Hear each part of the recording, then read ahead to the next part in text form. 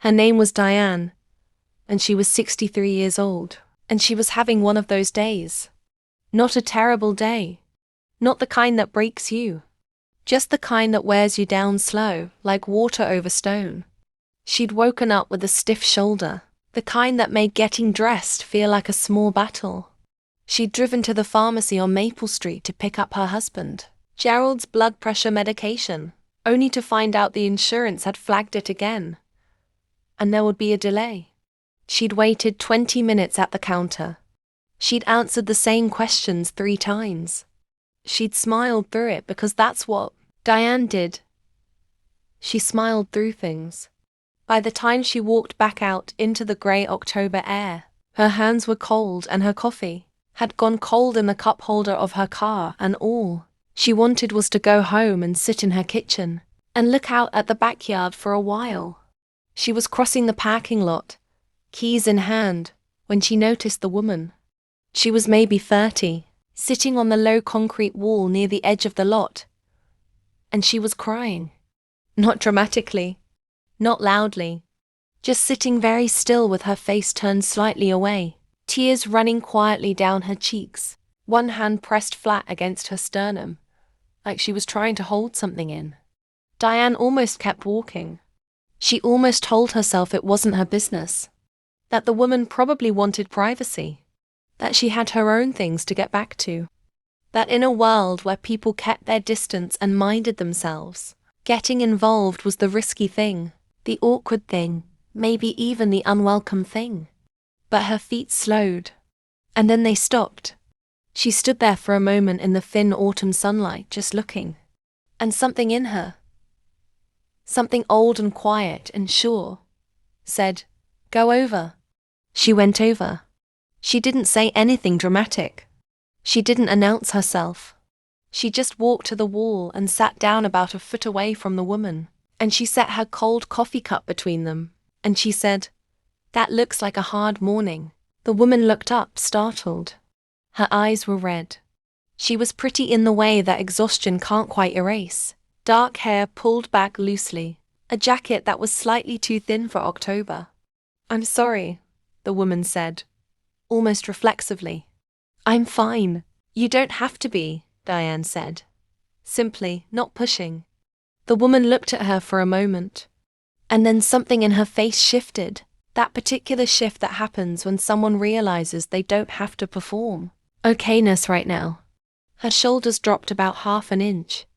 "I just got off the phone with my mom," she said.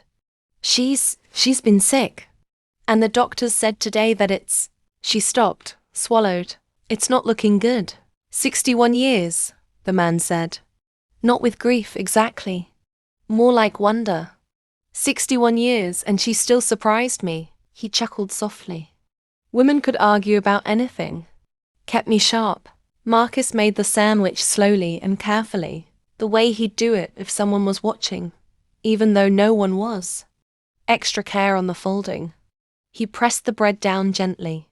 When he slid it across the counter, the man looked at it, and then looked at Marcus. "You make that like you meant it," the old man said. Marcus felt something move in his chest. Small, but real. "Yes, sir," he said. The man paid and found a table by the window and sat and ate his sandwich in the thin afternoon light, looking out at the street with the easy attention of someone who has learned to be where they are. And Marcus, behind the counter, found himself watching him in small glances between tasks. This man who had loved someone for 61 years and still came out for sandwiches and still talked to strangers and still sat in the light. Before he left, the old man stopped at the counter again.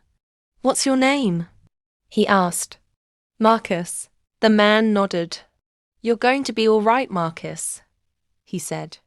"I can tell." He walked out slowly, cane tapping the tile, and the door swung shut behind him. Marcus stood at the counter for a moment. The shop was quiet. Outside, a few leaves skittered across the sidewalk. "You're going to be all right." He didn't know why those words hit him the way they did. He didn't know why his eyes got hot for just a second before he blinked it away. Maybe because no one had said it to him in a while. Maybe because he'd needed to hear it from someone who looked like they knew what hard things felt like. He picked up the rag and kept wiping the counter. But something in his shoulders had loosened. And the old man, his name was Earl, drove home to his quiet house and set his keys on the hook by the door the way he always had, the way Margaret had asked him to, after the 4th time he'd lost them. And he stood in the kitchen for a moment. The house was still, the way it always was now. He put the kettle on. He sat at the table. He thought about the boy at the counter. The serious eyes, the careful hands, the way he'd said yes sir, like he meant it.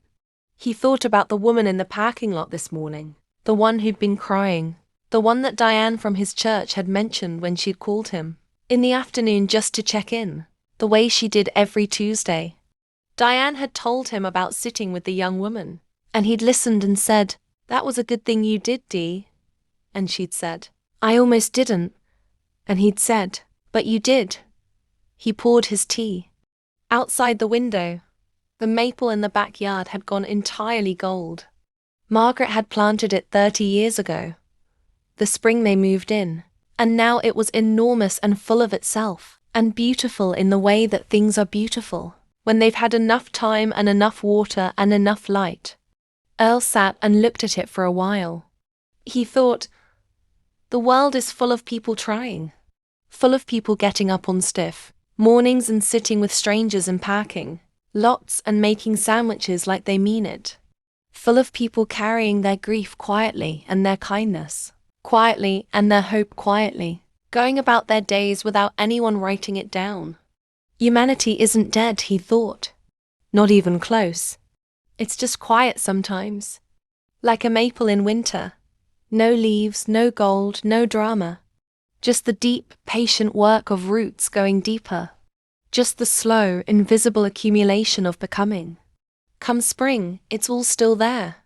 So if tonight feels heavy, if the headlines have gotten into your bones a little, if the distance between people has started to feel permanent, if you've been carrying that particular tiredness, that comes from a world that sometimes seems like it's forgotten how to be gentle, set it down. Set it down right here, in the dark, in the quiet. Think about Diane on a concrete wall, asking a stranger's mother's name. Think about Marcus pressing bread down carefully, because some things deserve care even when no one's watching.